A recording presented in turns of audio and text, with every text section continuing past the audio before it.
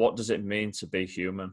Being human, it's a great question as we come to the end of this podcast, Dave, I think, because being human is the biggest misconception I think we have, in terms of we see ourselves as a superior race in the species on planet Earth, right? We are an animal.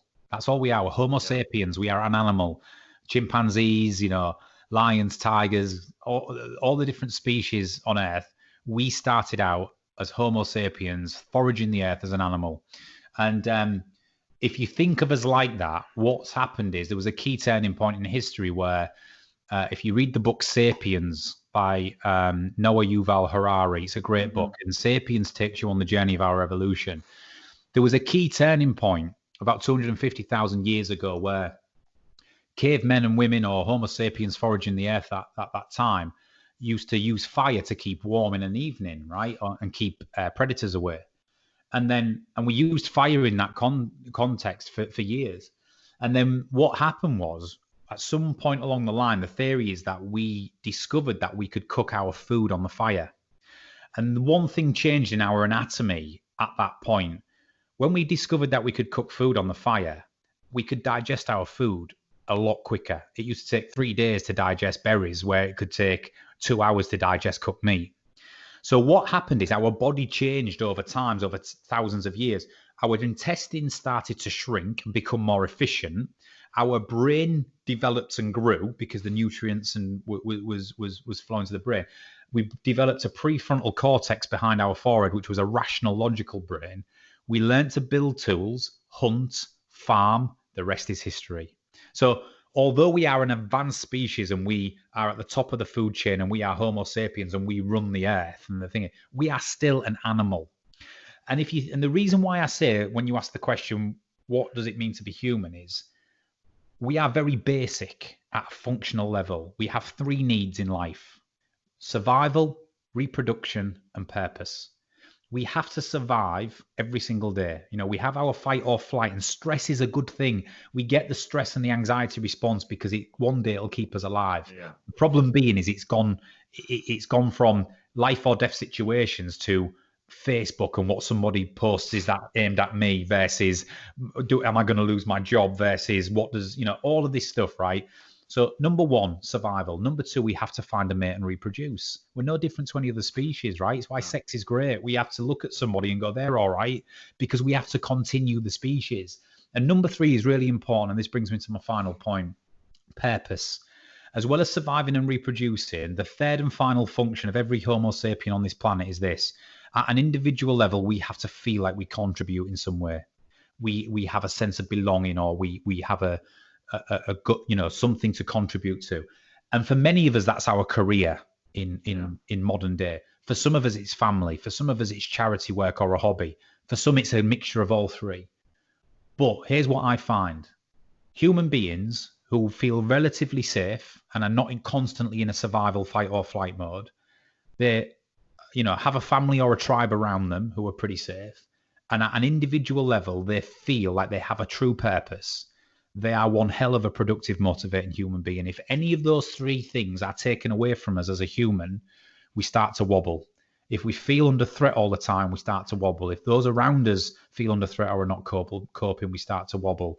If we don't feel like we serve a purpose in anything that we do, then we have a big wobble. So what it means to be human is strip everything back in life, simplify life to 3 things: survival, reproduction, and purpose.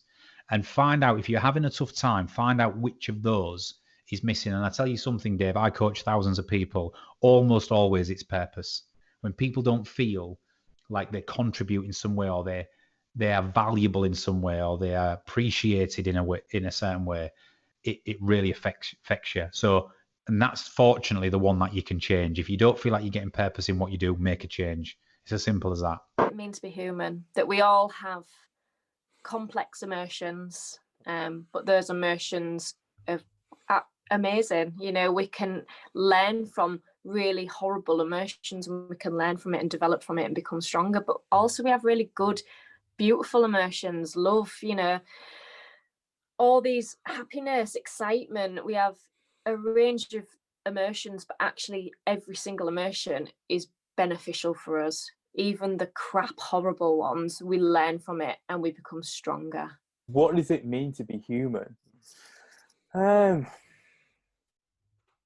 guess it's like, I'm gonna try and tie it with like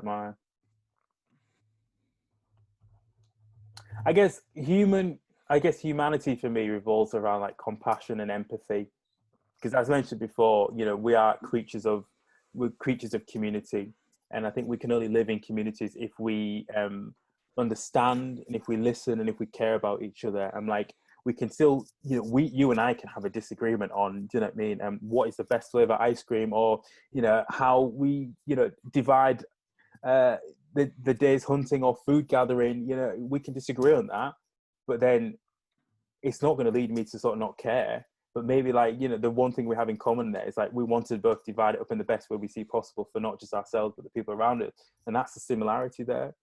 And I think, like, once you understand compassion, once you understand, okay, everybody has a need to be understood, to be listened to be heard, to be loved. I feel like reaching compassion, you can only get there through empathy, which is sort of understanding another person and understanding that another person has needs, and understanding how other people feel, even if you don't feel a certain way. So, like, you know, we see it all the time, you know, different groups, you know, look at feminism, look at Black Lives Matter, look at Pride. It's like, okay, some of us might not be, I might not be able to identify what it's like to be a gay person, but like I can't turn my nose up, I can't turn my face up at the oppression that they feel and deny them because I haven't experienced homophobia. I can't say it's not real. Do you know what I mean? You know, you've just got to just look and listen to an individual and be like, look, I might not be able to understand your experience, but like, I can see it's hurting you. What can I do to help and stuff? And I think, you know, personally, the two, I think that's where we start with humanity. You know what I mean? Because you remove one, you can empathize with someone, but then you can also, like, I get what you know, I sort of get what you feel, but then part of me doesn't really care. Do you know what I mean? And I think you need the two to sort of work in unison. So I think, yeah, I would go with, you know, being what it means to be human. I would roll with empathy and compassion, because I think they're two things that have, you know, one thing, as much as people have cared, as much as compassion and empathy I've seen what happens when people lack it as well. It's not nice. It's not good.